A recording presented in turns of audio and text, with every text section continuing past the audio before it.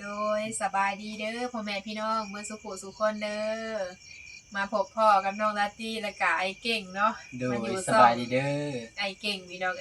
พอดีมากินข้าวเนาะแล้วก็เปิดคลิปน้ำกัน โดยกำลังพี่น้องตอนนี้ก็ได้มากินข้าวมีเสื่อมปลาทูพี่น้องแล้วก็มีอันลาบหมูเนาะลาบหมูแล้วก็ข้าวเจ้าก็มาแต่เฮือนพี่น้องใส่ทงยางมา โดยกินก่อนเนาะยันกินบ่เบิดก็เลยว่าตักกันละหน่อยข้าวเจ้าใส่ถ้วยเอามาเด้อพี่น้องเด้อข้าวเหนียวก็มีนี่เอาตัวนี้ก็ได้จ้ะได้เบิ่งซะเลยซีมันก็ว่าเป็นอะไร มีอย่างนี้นะ อันเต็มเนี่ยต้องกับมาพูดกันได้พักกันมี ลาบหมู แม่นวะอยากเป็นวัดหน่อยหนึ่งกิน โยยังไง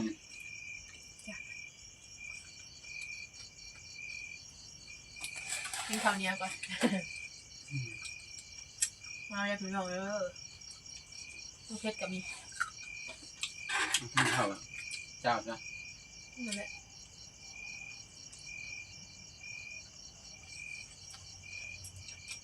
เสื่อมปลาทู อืม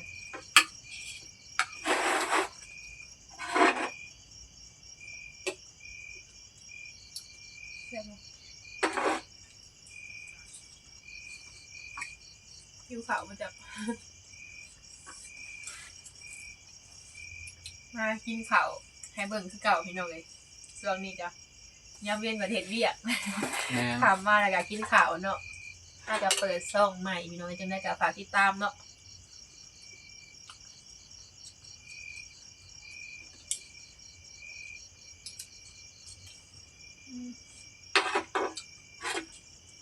โทรศัพท์เพิ่นกับมีปัญหาหลายพี่น้องจะเป็นอะไรอยากลงคลิปซ่าๆนี่ โทรศัพท์ที่หลายอย่างนะต้องในแป้งลายเถื่อแฮง ทำเหนียวเนาะ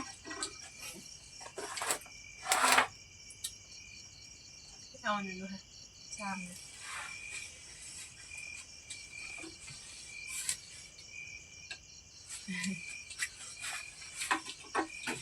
มีข้าวเจ้ากันเนาะ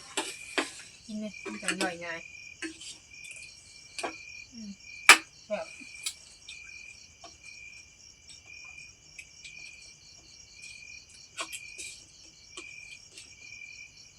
ก็จะพักอย่างนี้เนาะพันหนึ่งก่อนมันเป็นยังไงแค่เป็นเอิญพักเนี่ยเสื่อมปลาทูพี่น้องแซ่บเลยก็เขากันอยู่กับข้าวเจ้า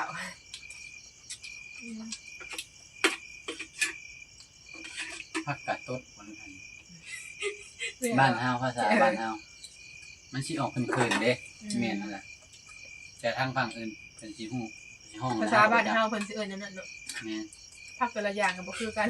แต่สิเอิ้นแล้วเพิ่นเอิ้นพระเอิ้นอันนี้เนาะ อืม มันสิเอิ้นทั้งอื่นก็เอิ้นบ่เป็น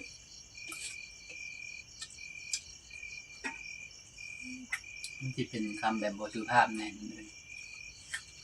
อันนี้บ้านๆได้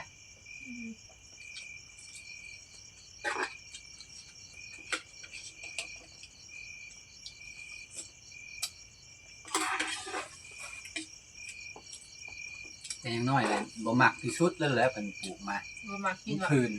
ส่วนใหญ่ว่าคันว่าเนาะ ใหญ่มากแบบกินได้เบิดบัดบางทีแต่ยังน้อยเอากินบ่ได้แบบหมกเล็กไม้บ่แล้วก็จักพักทางแน่กินบ่ได้ใหญ่มาแล้วกินได้ใหญ่มาเพิ่นว่าแซ่บจังพ่อผู้เฒ่าเพิ่นจังว่าแซ่บเนาะเฮาเพิ่นว่าบ่แซ่บจังน้อยอันนี้แก่กันมาแล้วรู้สึกกินแล้วแซ่บ แซ่บเนาะเสื่อมปลาทูพี่น้อง3โตว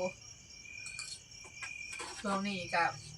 ยังบ่ทันค่อยได้ไปหาอยู่หากินพี่น้องเอ้ยแบบไปหาอยู่หากินพุ่นแหละบางทีถ่ายลงให้เบิ่งเนาะ โอ้ย อืม แต่อยากไปอยู่ของท่านได้ว่า แม่นได้เองอย่าหรอกบ่เป็นหยังบ่มีเวลาไปเอาบอก เอ้า มาเลยพี่น้องแซ่บๆ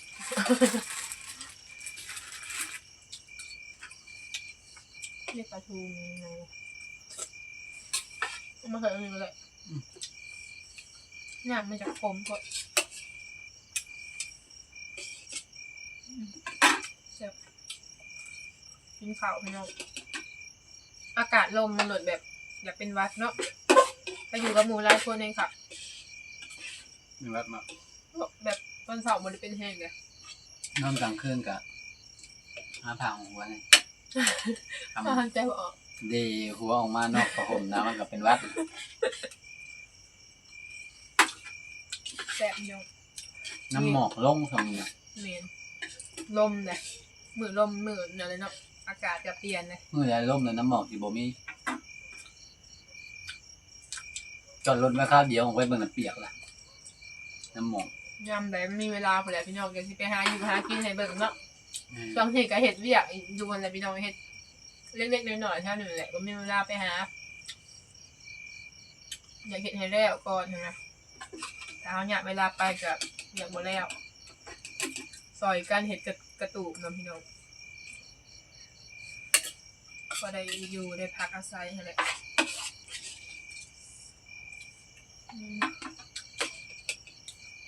แซ่บได้แล้วบ่เป็นยังกินเลยบริดังไฟไปบ่มันนี่ดังไฟไปบ่ดังไว้ ถ้าในดังสัก ต้องไปดังไฟไว้พี่น้องเพราะว่าเพื่อให้มันแจ้งเนาะแล้วก็จะคือมีคนอยู่ขนาดนั้นว่าแล้วก็มันจังแบบอบอุ่นเพราะว่าอากาศมันลมมันหนาวนี่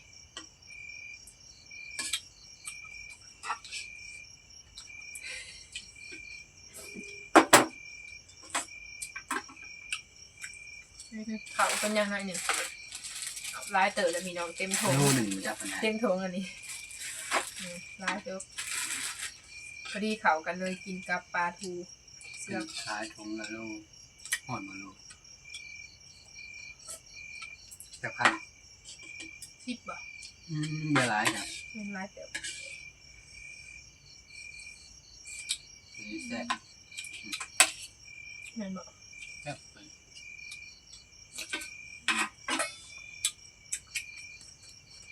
กินข้าวพี่น้องไอ้มือจ้ะมากินข้าวให้เบิ่ง โดยมีแต่ว่าจังได้กะเอากะสิขอจบคลิปแหละพี่น้องไอ้เนาะ โอ้ย มีเวลาโอกาสแหละจะมีพักแล้วพี่น้องไปหับชมบรรยากาศข้างนอกหาอยู่หากินเนาะจังได้กะมีแต่ว่าฝากติดตามพวกเฮาแล้วก็ฝากกดไลค์กดแชร์เพื่อเป็นกำลังใจให้เนาะพี่น้องตั้งช่องใหม่ เดี๋ยวเลย โดยถ้าก็ตั้งมีแต่ว่าเฮาก็อยู่นำกันเฮ็ดเวียกอีหยังนั่นแหละเนาะ นี่ ก็เพราะว่าแบบได้ถ่ายคลิปแบบหารายได้ฮะนะพี่น้องกับบ่ฮู้ว่าสิเป็นจังไดดอกเนาะก็ลองเฮ็ดเบิ่งบ่ฮู้ว่าสิเป็นจังไดต่อไปจ้ะ ลองเบิ่ง เป็นการหลายขั้นตอนเนาะพี่น้องก็บ่ได้บ่แม่นว่าเรื่องง่ายๆเนาะ ยากนะ แต่ว่าเฮาเฮ็ดถ้าสิไปใช้ความคิดอีหยังหลายก็คือสิแบบให้ตัวเองเมื่อยหั่นนะแต่ความเป็นจริงนี่แบบหลายอย่างแฮงเด้เพื่อสิผ่านสิหยังนะหั่นนะมันก็ยากเวลาเฮาแบบเฮ็ดคลิปอีหยังแล้วเฮาได้บ่ทุกอย่างแล้วก็เพื่อแบบกรอกข้อมูลอีหยังอีกเนาะ นี่ แล้วก็ขั้นตอนนั้นนี่คือแบบ ยากตั้งแต่เริ่มพี่ ยากแห้งอะนะพี่น้องกับบริถึงขั้นว่าแบบทุกคนนี่ต้องเฮ็ดได้เนาะมันก็หลายอย่าง แต่เฮาเฮ็ดหยังก็ต้องมีความอดทนหั้นนะ ถ้ายอมหาว่ายากอีเด แม่นแต่เก่าคือเฮาเฮ็ดก็คือการพี่น้องตอนนั้นอายุน้องดนตรีก็ยังน้อยเนาะแต่ว่าก็เลยว่ามีโทรศัพท์ผู้ใหญ่เพิ่นซื้อให้หั้นนะก็เลยว่าลงมือเฮ็ดเลยใครแต่ว่าแบบได้อยู่ ตอนนั้นก็บ่ได้พี่น้องเพราะว่าอายุเฮาบ่ถึงนี่ นี่ ก็เลยว่าอ้ายเพิ่นเฮ็ดให้หั้นนะก็เลยว่าได้ทางอาจารย์เพิ่นเฮ็ดให้นำอยู่ดอกให้เฮาก็ได้